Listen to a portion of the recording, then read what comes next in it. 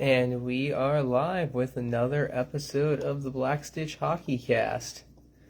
A lot of notable events this week in the hockey world. We're definitely going to jump into quite a few of them.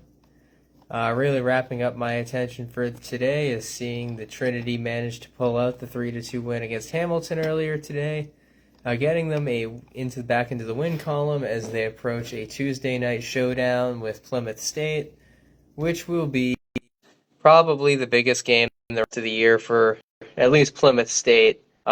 Besides their couple of matchups with Anna Maria on the horizon this year, and of course their December 5th crossroads with it's pretty big on their end. Shout out to our boy Gover for getting NCAA hockey. And I guess the pressing issue that I think is the biggest headline in the NHL right now is obviously the Jim Montgomery Drew Bannister situation, which as we've I think talked behind the closed doors this week, it's crazy how the Boston Bruins have moved on from a third Jack Adams winning coach. I could go on forever about how the fact that you see everything that Jim Montgomery has done this year with the Boston Bruins organization.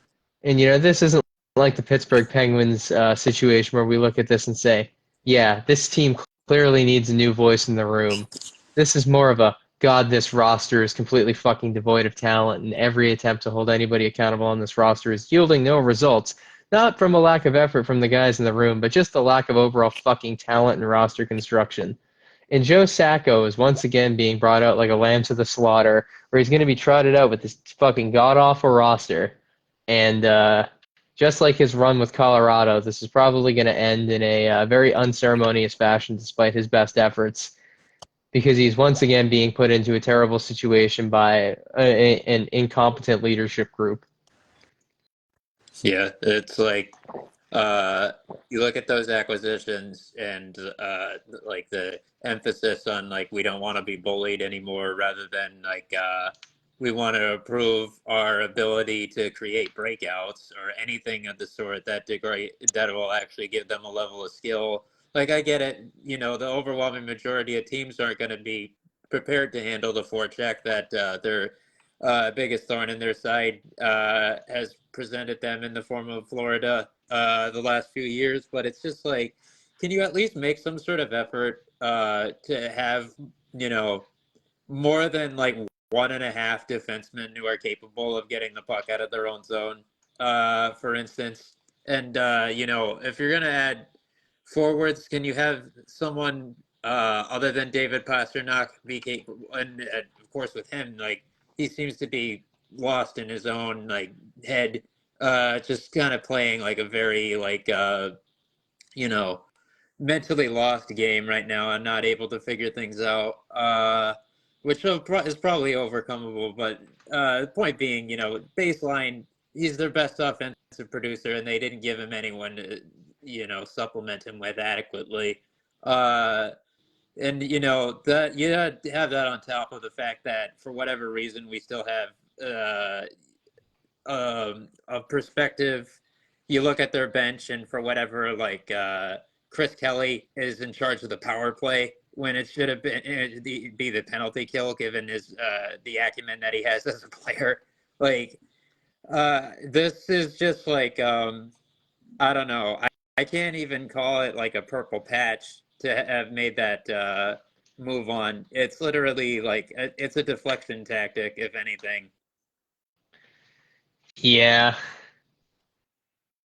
And I was reading, Jim Behringer, credit to him, where, I think he kind of hit what the Bruins are trying to do here. And I usually hate everything Behringer puts out. I was very, very sad that he took over a lot of the writing duties on my NHL trade rumors from Mark Easton, who is as objective as they come. But, he was talking about how the logic here has to be the Bruins think they're about to go do, what the Winnipeg Jets did. We're going to do a culture shift. We're going to get rid of, the coach. We're going to get rid of, some of the guys on the roster. We're going to get rid of some of the players. And really, we're going to establish a high culture standard and get back to the Patriot way. And, like, it's such a great, what's the word? It's such a great, and this might not be the right term, but it's more or less, professional virtue signaling. Like, what's next? You trade Brad Marchand at the Yeah. fucking deadline to make Yeah, a the point, word and that comes to mind for me is optics, really. That is like, it's sad to say that that is like a legitimate possibility that at minimum, if not during the season, then during the off season, that he could well be gone to and like they'll disguise it, and what it will manifest itself is he'll land in a better situation to end out if to finish out his career. So he's not dealing with this mediocrity, which like based off of servitude and his professional acumen, he does not deserve to be subjected to. Say what you will about him, but he's had a very accomplished career while putting in a lot of work for a team that seems to be allergic to overall like actual meaningful accountability. So, but like it's not really like what um, the screws and bolts behind it is going to be if it does happen. I thought a wicked thought of if Marchand is allowed to leave in free agency, are we just gonna, you know, is it just assumed he's gonna play for the St. Louis Blues next season? Like, and it's not just following Jim Montgomery out the door after, really being named captain by the man, but also, like, we all know of his relationship with Torrey Krug and how good that was. And we know that Krug next year is going to be on the mend from a major injury. Mm-hmm. Like, if the Bruins go, full moron here, and Don Sweeney goes full stupid Sweeney, and we let this happen, like, I could see Marchand, finding his way into a middle six role with the St. Louis Blues and, really giving them some additional leadership that they might need since, Jordan Binnington has the emotional tenacity of your average guy from Lawrence, Massachusetts. But, like, in speaking of Binnington, like, you look at the age spread with Binner and Hofer, like, if Montgomery's systems work the same way they did in Boston, it's not completely out of the question that he's going to be able to more or less replicate exactly what he just did for the goddamn Bruins, but with slightly, and when I say slightly, I mean like exponentially more offensive upside from his defense core with guys like Broberg and Falk right now. Yeah. And, not for nothing, Robert Thomas is currently the most talented center that Montgomery has coached in the last 4 years. And it's not close. Yeah, I'm a firm believer in him. Like uh he's like the my favorite on the fringes of being a superstar center in like the entire league. And that by itself is like a gigantic step up from the likes of Pavel Zacha and Charlie Coyle. I mean, really, the only thing that's going to potentially, prevent the Jim Montgomery era in St. Louis being as successful as, quite frankly, this is like going from the AFC South to the AFC North in, scale terms of, you don't get Montreal, Ottawa, Detroit, and Buffalo anymore. Like, I mean, Winnipeg, Mini, Dallas, Colorado, and Utah are all legit. I mean, four teams in that division are legitimate Stanley Cup contenders at this point. Where, as good as Tampa's been, like, the Florida Panthers and the Toronto Maple Leafs were the only legitimate threats this year and last to actually, like, get on a run that Boston played considerably. So, and again, that's not a knock against Montgomery's success. It's just the path forward and the path upward. There's substantially more resistance in this division. Yeah. I would argue that like the top end of the Atlantic does present like some really incredible challenges. And like even this season, I think Tampa Bay, like Florida is actually their biggest obstacle to winning the Stanley Cup. Like quite possibly, especially like uh, now that we're starting to see like you know, some solidification of the core again with Braden Point coming back from injury and Vasilevsky looking like Vasilevsky again. And I would also even argue that the Central has been a bit disappointing at times in recent memory, but like the consistency of the challenges are like, you know, a lot more prevalent. Uh, is a lot more prevalent, just like in terms of like looking at it from top to bottom and having like um, a schedule where like you're really being put to the test throughout a substantial bulk of the schedule, and you don't really have uh, the same sort of bottom feeders who are chronic lottery teams or bubble teams to inflate those win totals with. I'll also admit I do have some bias on this, mainly because I've watched mainly Minnesota Wild hockey this year. Um, that's gonna with the Kaprizov injury, that's gonna decrease a little bit. I said it I think last week or the week before. That group with him on the ice truly is much see entertainment at this point. Totally. Yeah, so like that. Unfortunately, I will admit I have a very unconscious bias that is kind of conscious to the Central because watching Winnipeg, Dallas, and Minnesota has been my heavy intake diet this season so far.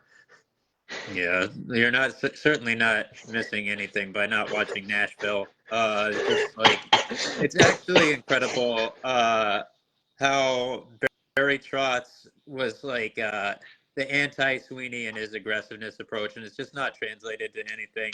Uh, Although it's like you do have to question like was it reasonable to covet the Stamkos acquisition to the degree that was popular this summer? And if Brady Shea was like indicative of like the just because it works in Carolina doesn't mean it works everywhere symptom. But like, yeah, I think with Minnie like you know um there's like there it's actually really impressive like what Kaprizov was doing on that run there. And like expectations were high for them, but like it's actually I feel like that was almost naive and just like kind of like a right by accident sort of thing, considering the uphill battle they'll consistently have to deal with due to budget constraints from the dead money from the Suter and Parise buyouts. So it's like they're really just like a phenomenal story this season, which like I think is like uh, very fair to include as such an important narrative to this point in the season. Oh yeah, I mean they're kind of the it's funny how both them and Nashville are kind of the anti-Sweeney. Where like the only reason that Minnesota is competitive despite their substantial salary cap constraints is they drafted well. They gave up veteran players to get young like getting guys on ELCs is how you get around salary cap shenanigans, Oh and yeah, it's so crazy that like yeah, and sometimes yeah. that initial RFA extension as well, depending on the price tag. But keep going. And like you think about like what they did, and like one of the trades of all time that I think is just so crazy to think about is like they could not afford Kevin Fiala, and in Yep. the Kevin Fiala trade, they end up getting a fucking now 22-year-old number one defenseman in Brock Faber. Like being wise and like giving up on guys you can't afford and getting back, trusting your coaching. And like, let's face it, like Brock Faber is a unicorn in his own right. Of like, I don't think anybody expected him to be more like a 40+ point per year type defenseman. And the fact that like, he's the 1 in 100 of you look at a team going like, um, hey, we're gonna raise this guy's ceiling. And you and I both know that that's the fucking stupidest mentality you can have of, yeah, his ceiling's gonna come up here, you know. blah blah blah. And like you look at Faber, a guy who his PPG like eh, like his points per game for the Minnesota Wild last season, his first, his true rookie season, is higher than all but his last year at the University of Minnesota. Like it, Yeah, it is interesting because like people who followed the Golden Gophers uh did note that it did seem like he was gradually adding things to his arsenal and that this could be another culmination. So it's like um there's like a degree of credit that Minnesota deserves, the NHL club. But it's like at the same time, it's like this was kind of just like a natural culmination of things that were happening by accident. And it also kind of just defies logic because, as Mike Russo pointed out, he played a good chunk of the year with broken ribs last season, which did also affect his overall WAR percentiles, which were like close to the 90s where, before that, whereas they dropped by like, I don't know, 30 something percent afterwards. But like it was just like such an anomalous rookie campaign just from top to bottom. But like looking at the whole picture, especially that injury was like my boy Derek like totally flipped his perspective on the extension. Like he was initially like, I like him, but that these figures seem a little bit rich for me, which of course prompted someone to ask if he had ever smiled in his life where he just actively tried to be the most depressing person in existence, despite not caring about that topic, apparently. Which is the, in case you have missed that, that is the origin of that copy pasta you might occasionally be seeing me post on Twitter from time to time. Uh, but when that was brought to light, like, yeah, no, that deal actually wasn't rich at all. This is legitimately information that just changed my mind. well, as we speak about the development of Brock Faber, we've reached the point where we segue into our developmental leagues corner. Yeah.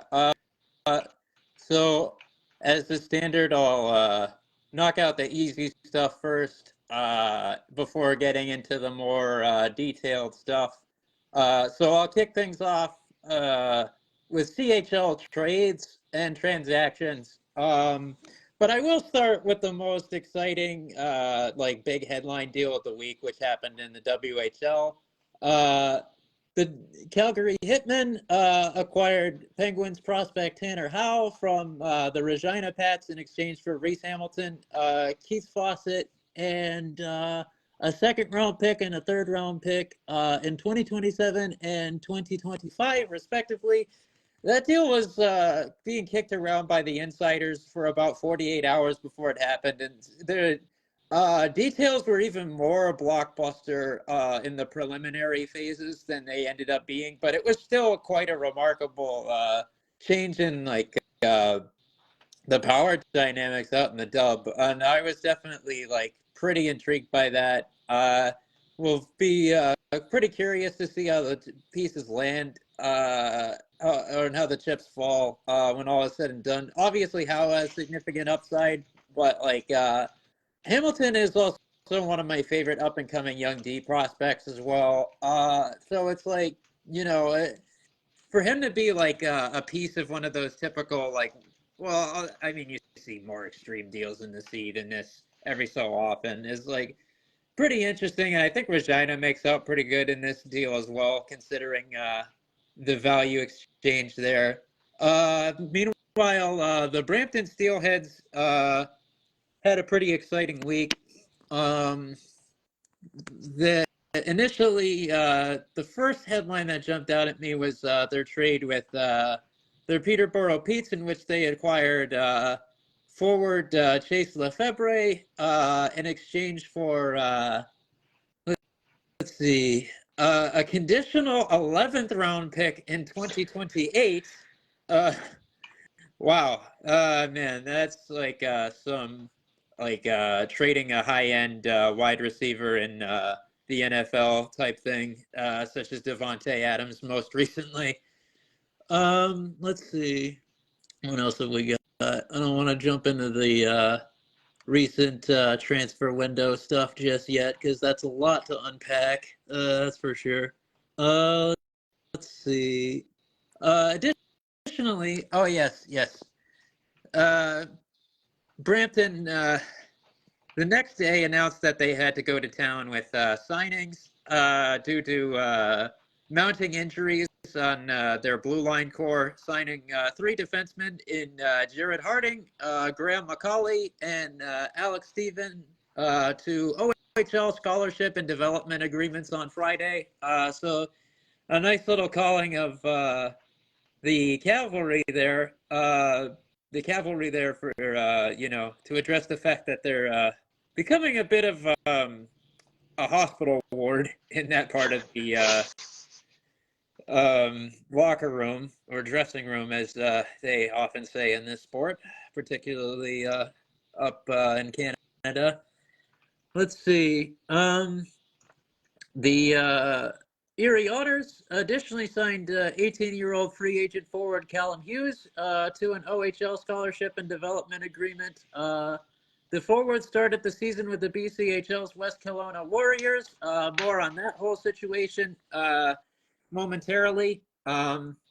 He also was given respect by the OHL's social media pages for scoring a goal in his OHL debut on Friday.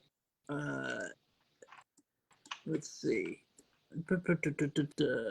He is first cousins with NHL prospect Jack Hughes. Of course, that is Jack D. Hughes of Northeastern University.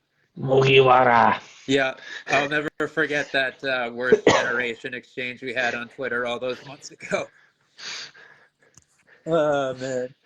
Let's see. Westwood, Massachusetts native. Let's see. Started off pretty good out in the BCHL this year with 9 goals and 14 points with 23 goals last year, which got him named to the all-rookie team. He is committed to Boston University. There was something else. Yeah, let me take a look at that part of the scoreboard, actually.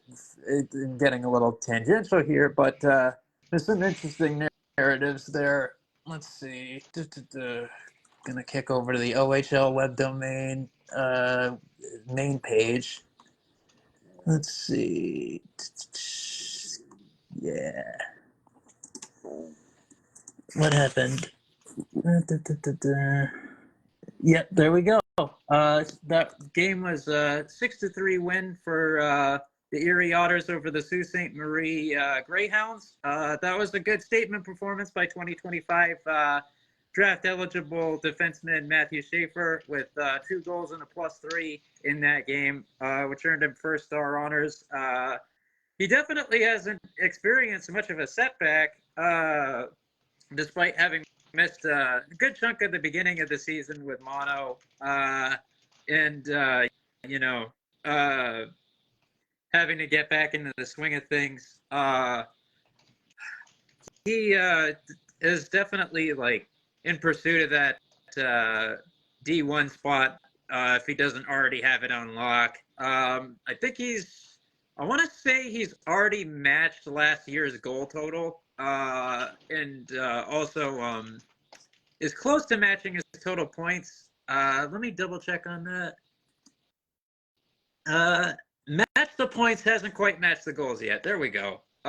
Keep in mind that last year actually exceeded the points by 1. And, oh, wow, yeah, jumped over the goals as well. Significant increase in plus-minus with a +16 versus -2. It was last year. It's important to keep in mind that if he wasn't the youngest player on the OHL, as a guy who was 10 days shy of being 2026 draft eligible, he was pretty close. So it's been partially a promise thing for him, but he has also shown legitimately impressive skill and well-roundedness to this point, which was reflected in his frequent captaincy of Team Canada and his success at the international stage. Like, it hasn't been an apparition. We're seeing that more and more as time goes on. But moving off that and continuing down the path of more on the margins developments, no pun intended. Let's see. I'll give a quick shout out to Anaheim Ducks prospect Terrence Smith of the Everett Silvertips, who played his 100th WHL game last night. Let me double check on that. That was, I want to also note, that was a pretty sentimental selection by Anaheim, as that was one of the last prospects scouted by the late, great Glenn Cochran, who was a big advocate for that selection, which I think is going to age pretty well in the long run. So that's a nice little legacy statement there by Glenn, emblematic of the terrific work he did for that organization for many years. Let's see. Yeah, so Everett won that game 5-2 over the Kamloops Blazers. Let's see. Yeah, I guess I'll just run down the star performances for them. Dominic Ryman received the first star for his 1 goal and 1 assist in that matchup for Everett, while Emmett Finney of Kamloops was the second star with 1 goal. Tyler McKenzie of Everett had 1 goal and 2 assists and a +2 in that matchup for the third star. Let's see. Linda DuPont had an assist. Carter Bear had an assist as their prospect watch continues. Let's see. What else do I want to look at before getting into the real good stuff? Let's see. Yeah, so for an update on Easton Cowan, things have kind of taken an interesting turn. He is now 1 game within, let's see, tying Doug Gilmore's all-time record for consecutive regular season points, games with a point, as his point streak is now at 54, with Gilmore's being at 55. Unfortunately, in the second period of last night's game against their London Knights rival, the Saginaw Spirit, a very entertaining matchup with that traditional rivalry feel, which resulted in a 6-5 win for London. Cowan was injured in the second period and did not return. He also missed today's game against the Ottawa 67s, although the Knights were still able to win as they emerged forward 2-1 victors in a shootout with Sam Peanut O'Reilly, the Edmonton Oilers prospect who was taken with the final selection in the first round in this past draft after acquiring that pick from the Philadelphia Flyers. He emerged forward the hero in the equivalent of the home run derby. And Austin Elliott, the goaltender that they acquired through the CHL waiver wire from Saskatoon, put on a very good performance, earning 29 saves on 30 shots against, standing tall in the shootout, and earning first star honors in that game. So another good performance by him. Now we'll quickly run down some of the disciplinary headlines from the OHL. Not great that this happened so soon, but Casper Haltonen, after receiving a major and a game misconduct for checking from behind in that game against Saginaw in that very eventful second period, has been suspended, as has Ryder Bolton for a slash on the stick of Zane Perek inside the final minutes of that game, from what I recall, that resulted in a major penalty and him being removed from the game. Those suspensions are both pending review, but the Haltonen loss is especially big if it does get upheld, considering his return from the Barracuda was just such a significant bolstering of their offensive prowess. But I mean, they're on, I think, a 16-game win streak right now, so I mean, they can make do with what they've got, as we've seen. That Dale Hunter slash Mark Hunter Talent Factory always has impressive yields. What else do we got? There were a few more of that nature. Let's see. The Oshawa Generals, Tyler O'Toole, received an automatic 2-game suspension as a result of actions exceeding season fight threshold on November 22nd at the Brantford Bulldogs. Let's see. The Kitchener Rangers' Alexander Bilecki has been suspended for 1 game as a result of actions a major for cross-checking on November 22nd against the Windsor Spitfires. Let's see. Next we have the Ottawa 67's Bradley Horner has received an automatic 2-game suspension as a result of actions, specifically a match penalty for a slew foot on November 22nd at the Sarnia Sting. Let's see. The Oshawa Generals. Oh, man. 2 in 1 game. Yeah, they're brothers with their interconference rivals, the London Knights there. The Oshawa Generals, Harrison Franzen has received an automatic 2-game suspension as a result of actions. Also a match penalty for a slew foot on November 22nd at the Brantford Bulldogs. Oh, boy, they're just, man, taking a page from the Honey Badger book, I guess, up in the O. Boy. Do I want to get into the fun stuff yet? I'm getting close, but not quite. Let's see.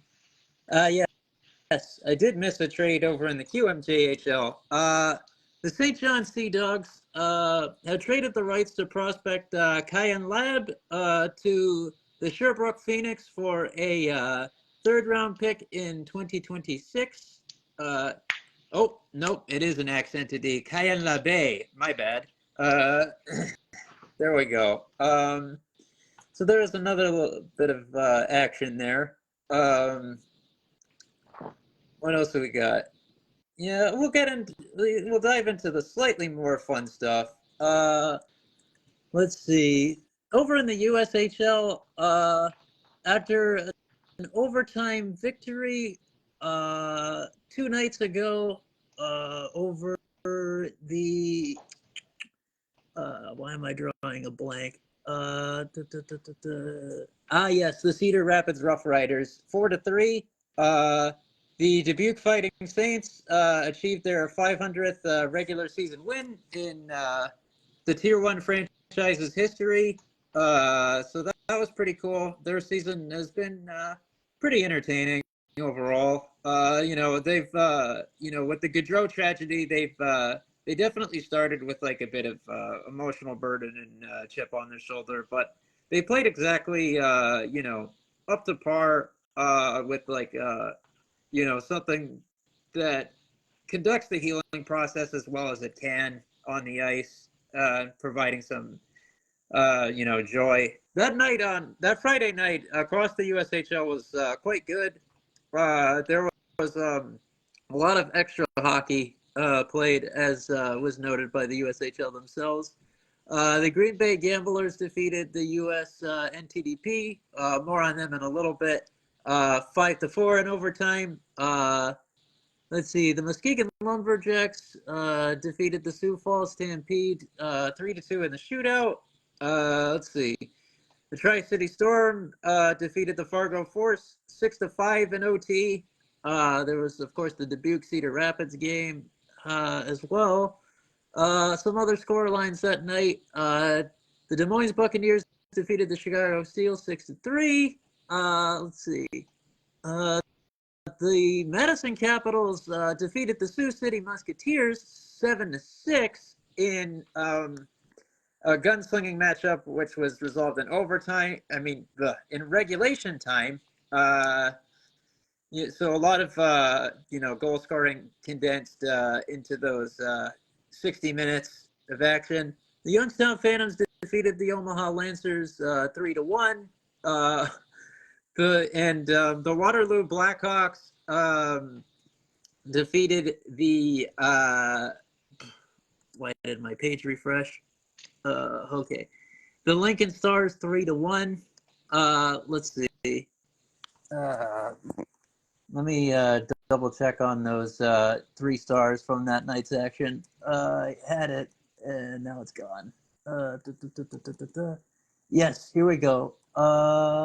Let's see.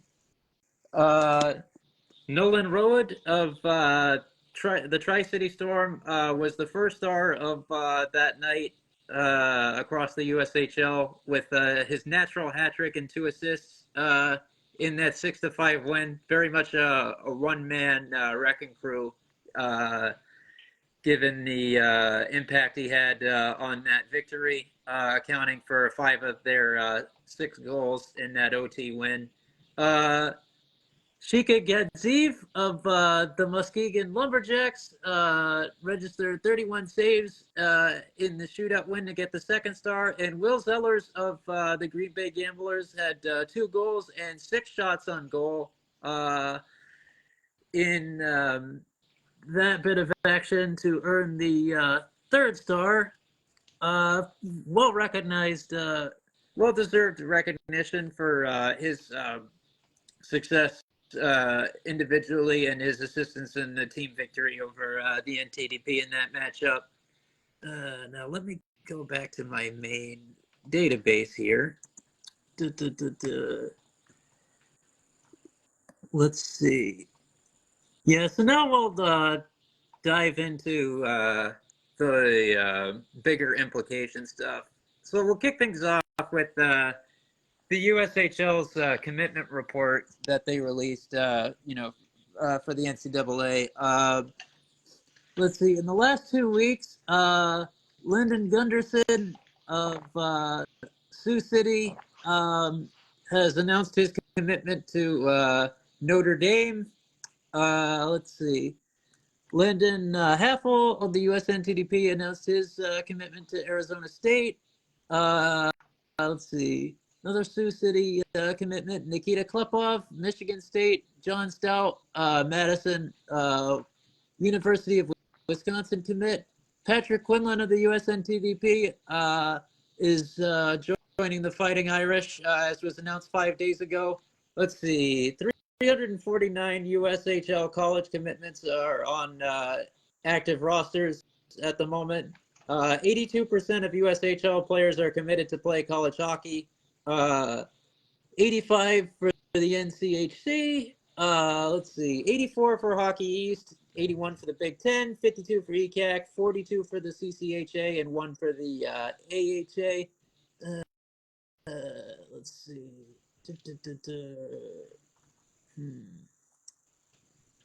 Yeah, so moving on from that. Oh boy. Yeah, so now we're starting to see that the BCHL is probably feeling the effects as the most prominent junior and most successful junior A league in Canada of the CHL NCAA rule change. So here are some lists of some transfers from the USHL first, courtesy of the BCHL Alberta Twitter page. Zachary Morin moved on from the Youngstown Phantoms before the eligibility vote to the QMJHL St. John Sea Dogs. Lucas Sachin, also before the announcement, was on the Chicago Steel roster, but of course now is with the Edmonton Oil Kings. Noah Kosick has been talked about for kind of a nomadic player as is, but the Sioux Falls Stampede player has of course, pivoted to the Calgary Hitmen. Hayden Reed, Sioux Falls, now, of course, with the Flint Firebirds, another before eligibility vote commit slash transfer, rather. Blake Montgomery, one of the more well-documented ones, of course, making a pretty good impression with the London Knights so far. After the eligibility vote, left the Lincoln Stars for London. And Hayden Ellis, Cedar Rapids, to Kitchener, the Kitchener Rangers. Let's see. But, of course, the BCHL, that's when the list really takes off. One pivot was made before the vote in the form of Maddox Marmalark, who went from Cranbrook to Acadie Bathurst. Jack Pridham, another one of the big names on that list. Let's see. West Kelowna to the Kitchener Rangers. Let's see. Enzo Lawton from Chilliwack to Victoriaville and the Q. Let's see. Lucas McCloskey, Vernon, Wenatchee, bound.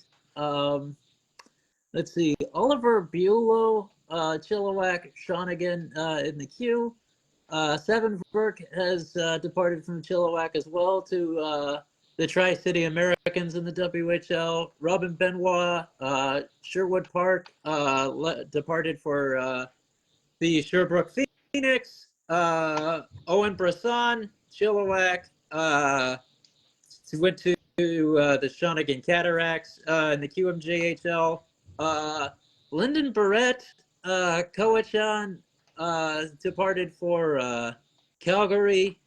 Thomas Belzil, Powell River to Rimouski in the QMJHL. Callum Hughes, as documented, is now an Erie Otter. Casey Brown departed from the Penticton V's to the Moose Jaw Warriors. Penticton also lost Julian Wasmer to the Chicoutimi Saguenines in the QMJHL. And lastly, we had Liam Beamish from Salmon Arm leaving for the Sarnia Sting. As noted, let's see. Let me look at the expanded text here. I don't need that anymore. Let's see. I had it and now it's gone. Yeah, let me do that real quick. Yes. There's a press release that's apparently worth reading from Penticton. Also worth noting, Tyler Wood. Kind of a weird situation with him. He was left off the BCHL Alberta list due to really being more of a null player. He spent, I think he started the year with Lincoln last season. It's played 29 games for them, then was with the North Iowa Bulls to close out the year, from what I recall. And of course, now is with Acadie Bathurst. We'll get that one an asterisk. That's a fun one. Oh boy.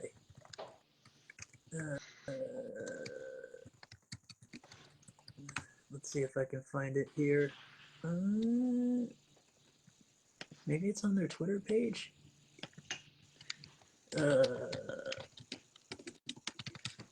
Man, it's like actually like relatively like I know they kind of lost their main pitch, but with like the prominent capabilities that Penticton has in player dev, I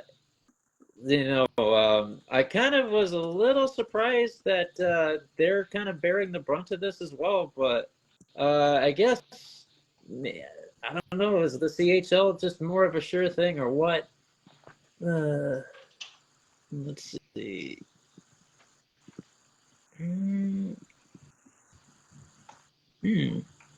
Let's see. Our roster now sits at 23 players after the departures of Casey Brown and Julian Wasmer. Click the link below for a statement from President, General Manager, and Head Coach Fred Harbinson. Let's see. Casey came to us with a personal issue. He felt being closer to his family would be best, and we fully support and respect his decision. We wish him all the best in Moose Jaw. We are a few weeks away from getting two 20-year-old defensemen back from injury, and coupled with the outstanding play of our two young defensemen, Julian understood his role was going to be reduced.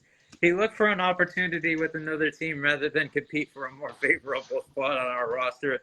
Though this places our team in a tough position in the short term, their roster now sits at 23 players, 3 goaltenders, 8 defensemen, and 12 forwards. Once our team returns to full health, our blue line will be as strong as we had in recent seasons.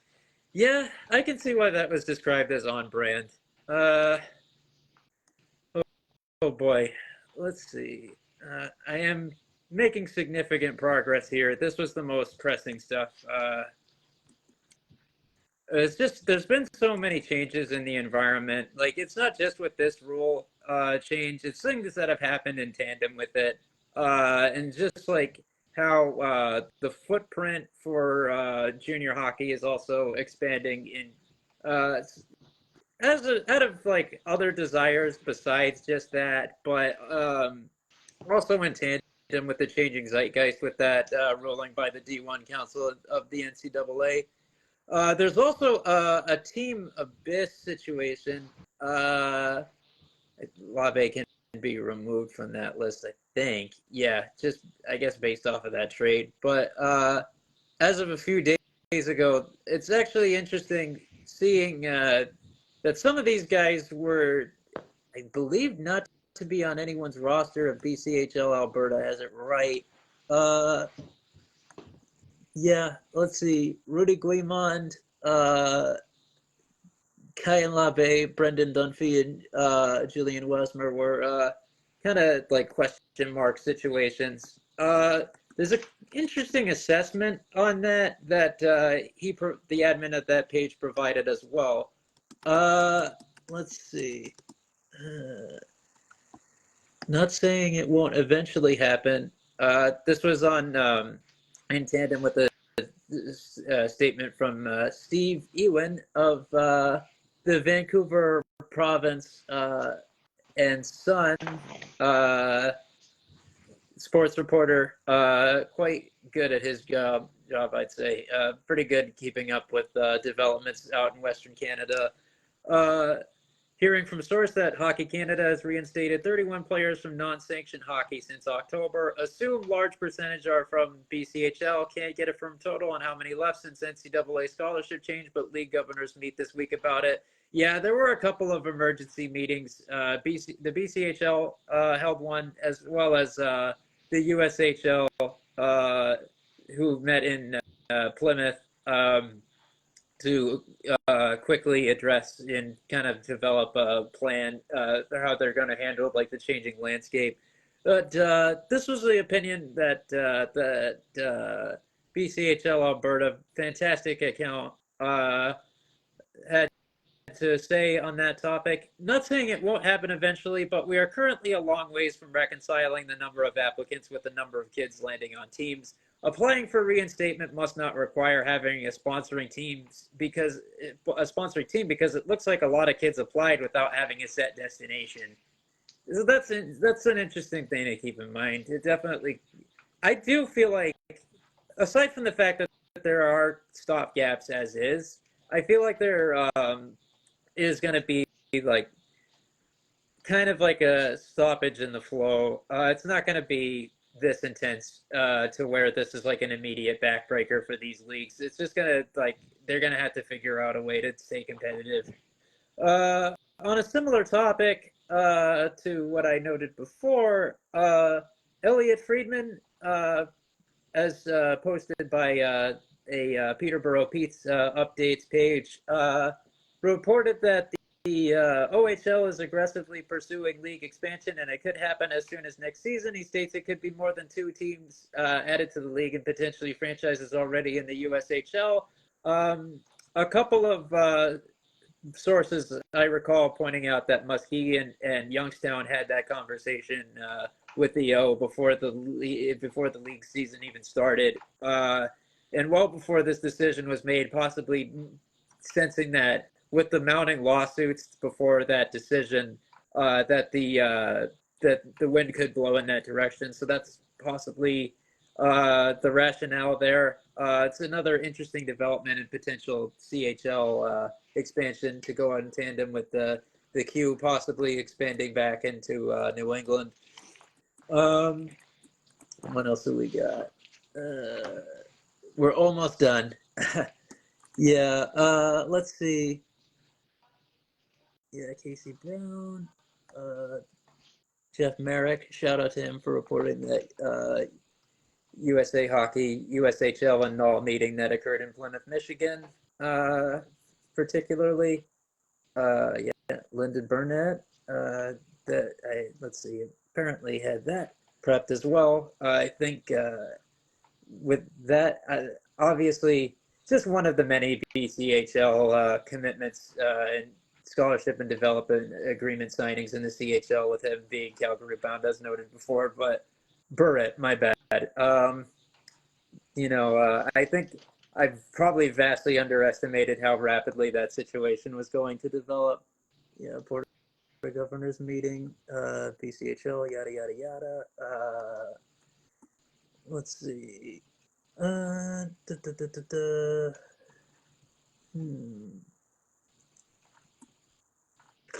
Nice. Let's see. All right. Yeah, let's just move into this one and call it a wrap.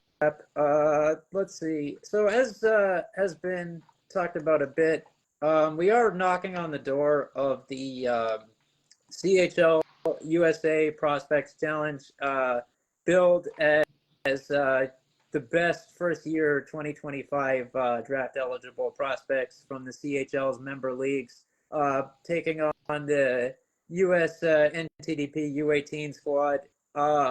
Although it was announced that that roster for the USA will additionally be supplemented by forwards Ben Keevan from Des Moines and Matthew Lansing from Waterloo to shore out that roster. So the first game in that matchup takes place on Tuesday. That one will be at Canada Life Centre in London. And of course, the Oshawa Generals the next night, November 27th, Wednesday, will be game 2. Let's see. The roster for Team CHL consists of 13 forwards, 7 defensemen, and 2 goalies.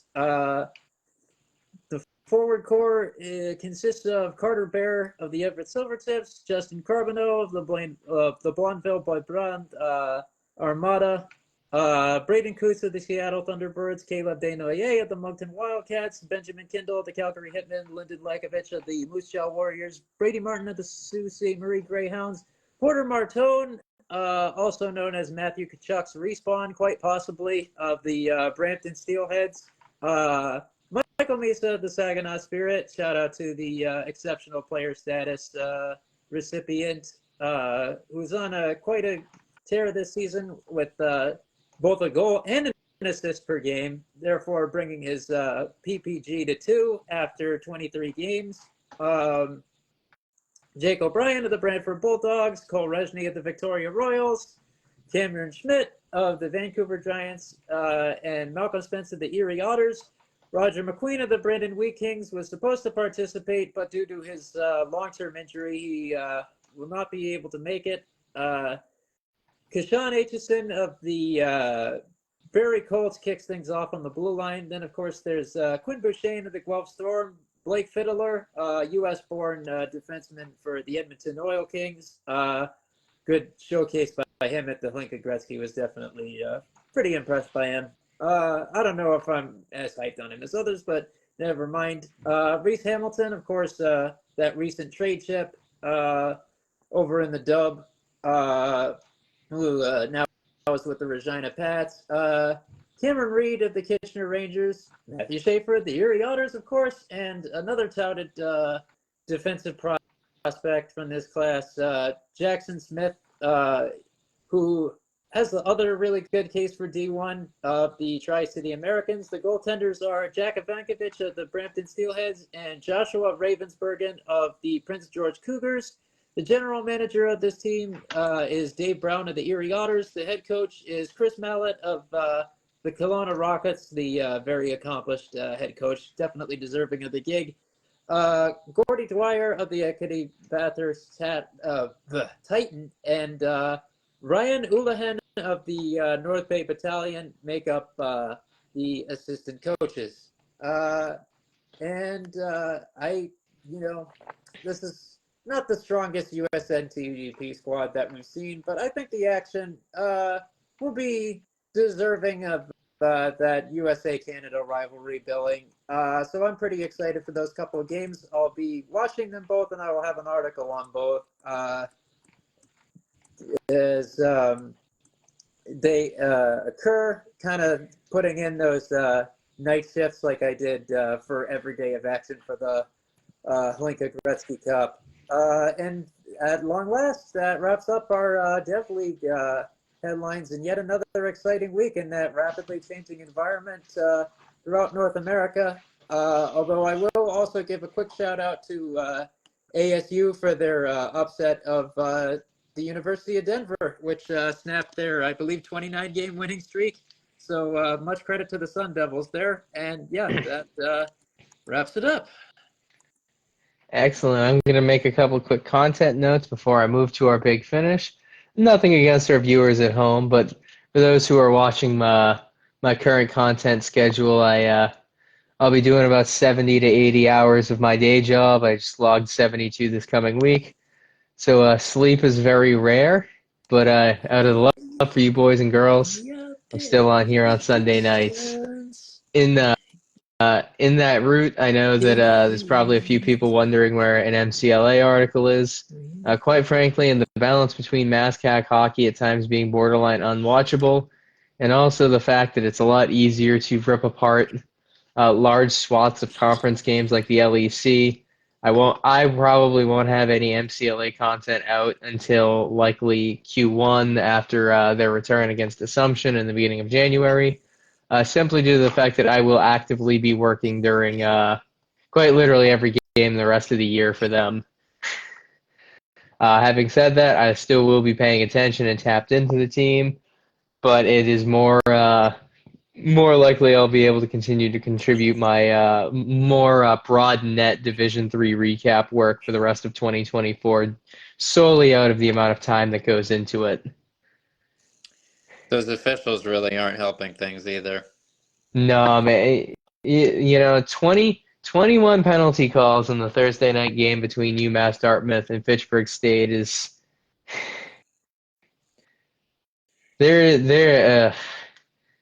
it's Yeah, evidently playing ref puck was more important. Shout out to Urinating Tree for inspiring that term with ref ball over in the NFL. Evidently playing ref puck is more important than blowing a play dead because the goalie lost his glove. Like priorities in perpetuating player safety. God, that was a very alliterative sentence. yeah, I can't make heads or tails of that league, but it's clear and obvious that player safety has just never been at the forefront of the MASCAC's expectations. I'm used to hockey referees having zero accountability at any level. I mean, that is the standard, but I mean, for fuck's sake, guys playing D3 aren't being paid to be here like most other levels of professional and collegiate at this point. Like, these guys aren't even fucking scholarship players at this, like, if you can't even protect player safety at this level, like, what the fuck are we doing? And on that note, we will pivot into our big finish because unlike MASCAC referees, we know what we're doing and we know that people's time is valuable. And on a similar note, so I won't go full, for the throat here. I'm going to be somewhat measured. I know that it's very possible that waiting another day it's interesting that the Saskatoon Blades came up earlier because I'm not I'm not terrifically thrilled by their handling of their situation traveling home from the Medicine Hat Tigers road game and how that was handled, particularly on social media.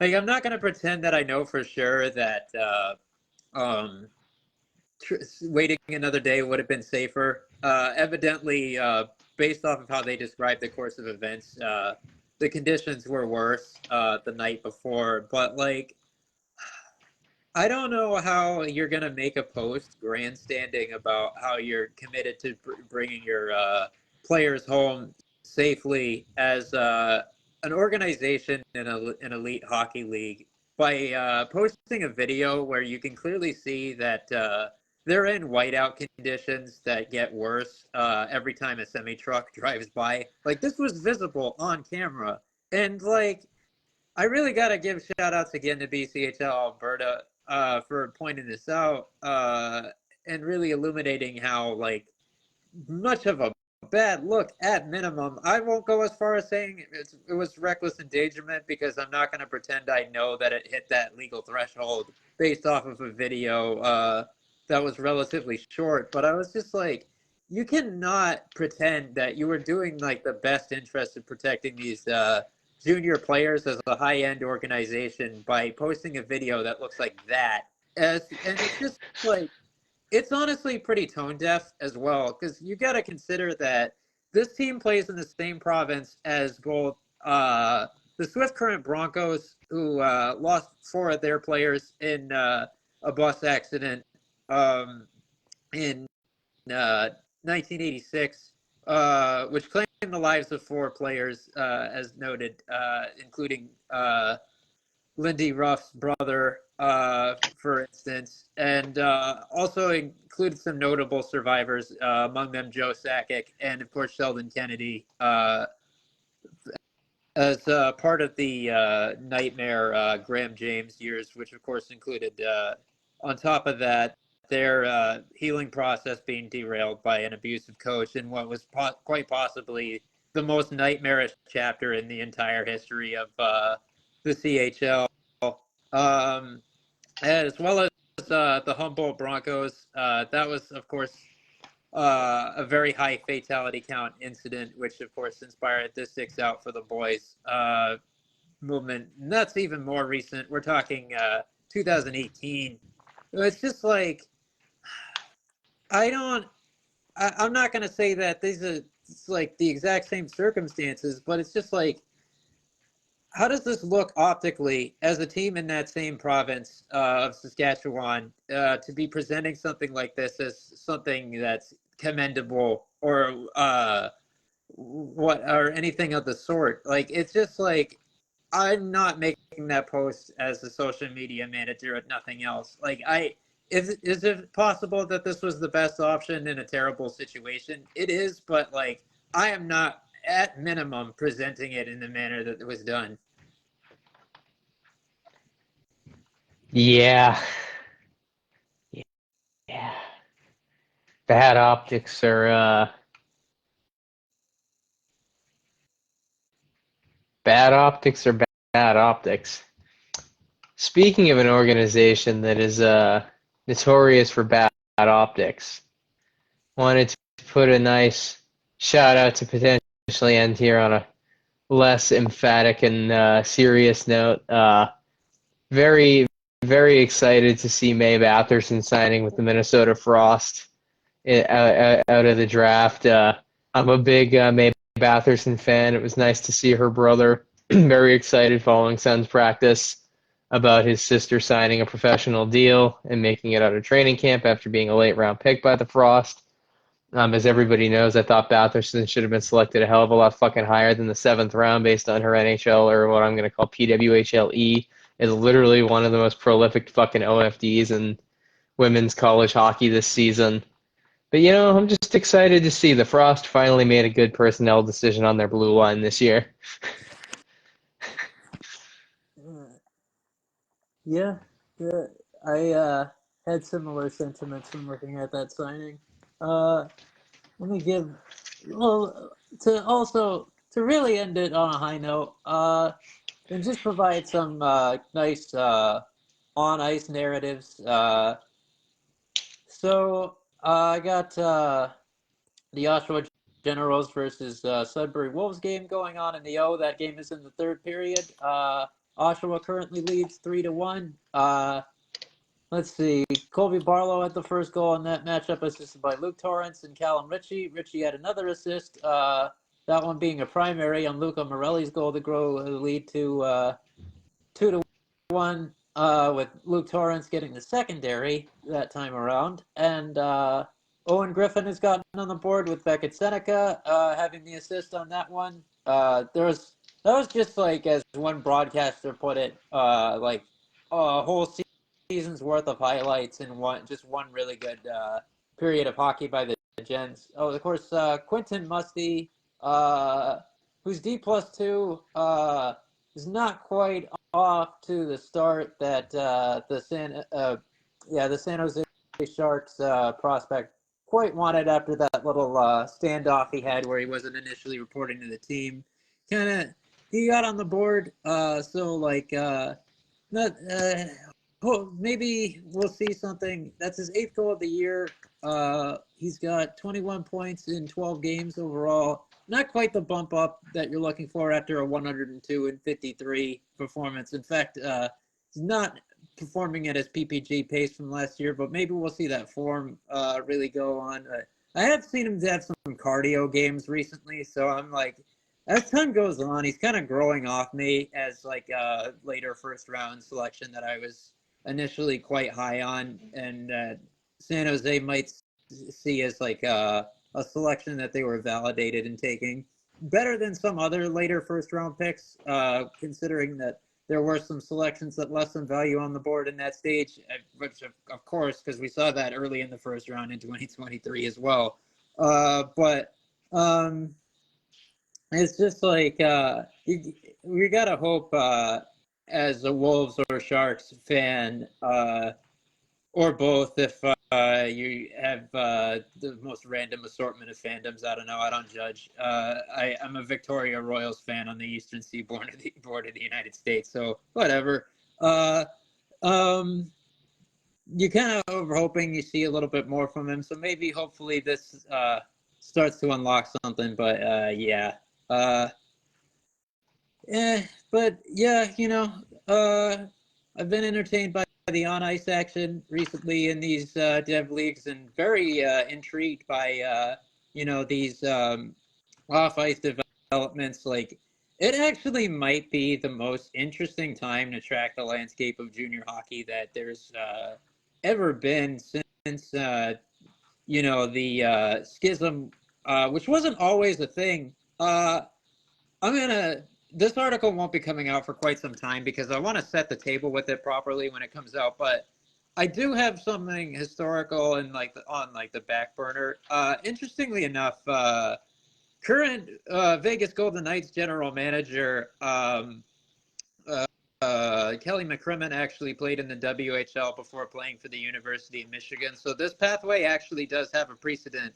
But ever since those days, there's been this divide, and now it's been just completely shut down, and we'll see a completely different NCAA next year with the number of commits that will be on rosters from day one, and then things will continue to change. And the CHL USA crossover, which is already somewhat prominent as is with some of the US-based teams. There are, with the Memorial Cup having been hosted there and won by the host team last year in the form of Saginaw, is going to just grow even more. And I think that the impact that the CHL has, and maybe even some of the strengths, depending.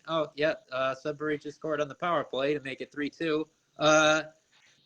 Maybe even how the capabilities of some of those so-called rival leagues will begin to show itself as well.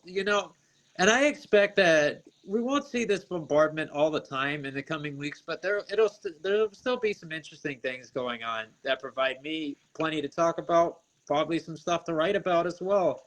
If it really catches my fancy, I'm really looking forward to seeing what the CHL, USA Prospects Challenge is like on the ice. It's already just such a fascinating content and really a high stakes thing. As the CHL noted in their public communications, like you're probably going to see at least half of the first round for 2025, or at least players that are projected for it in that matchup.